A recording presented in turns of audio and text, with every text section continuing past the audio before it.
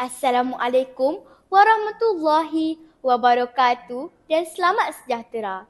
Salam Malaysia Madani dan salam nilam dekat di hati.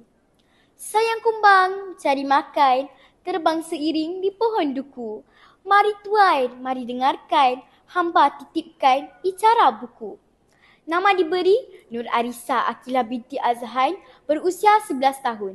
Saya merupakan anak didik Sekolah Kebangsaan Serban Zaya II yang terletak di Seremban, Negeri Sembilan. Kod sekolah saya NBA 4051. Pada masa lapang, saya memanfaatkan masa dengan baca buku cerita dan bahan ilmiah.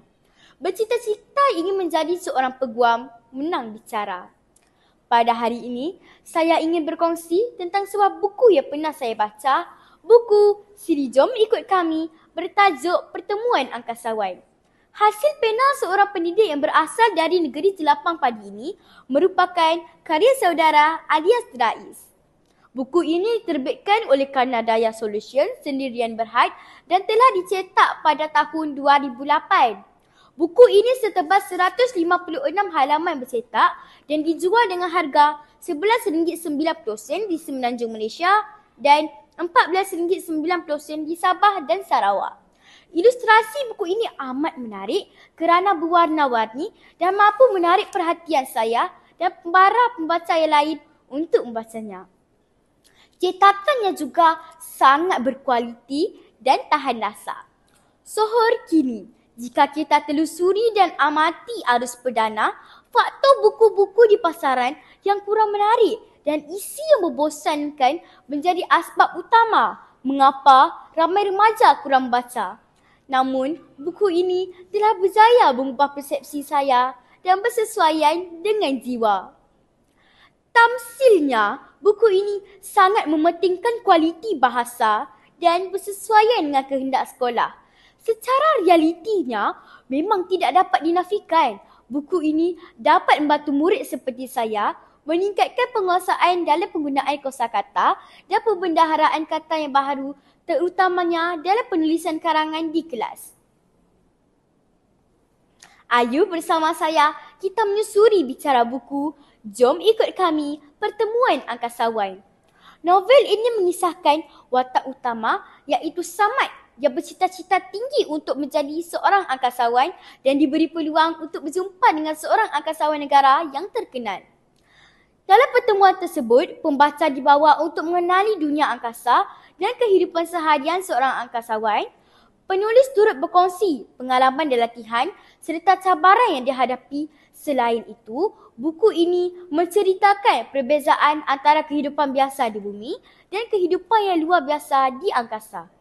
Angkasawan negara turut berkongsi pengalamannya semasa latihan di mana mereka perlu menjalani latihan yang sangat mencabar dari segi fizikal dan mental.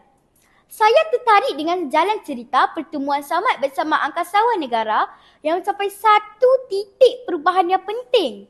Buku yang mengandungi sisipan halaman sebanyak 14 bab ini juga menggambarkan bagaimana Samad mula merenung kembali sejarah kehidupannya dan menilai sejauh mana usahanya dalam mengejar impian dan tujuan hidup.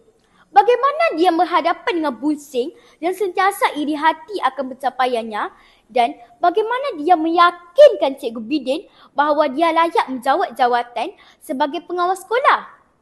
Samad semakin sedar bahawa perjalanan hidupnya tidak hanya tentang mengejar cita-cita tetapi juga tentang bagaimana dia berusaha untuk menjadi lebih baik. Kesungguhan yang menggunung akhirnya terbalas apabila Samad berjaya dilantik sebagai pengawas sekolah dan nekat untuk belajar bersungguh-sungguh bagi mencapai cita-citanya.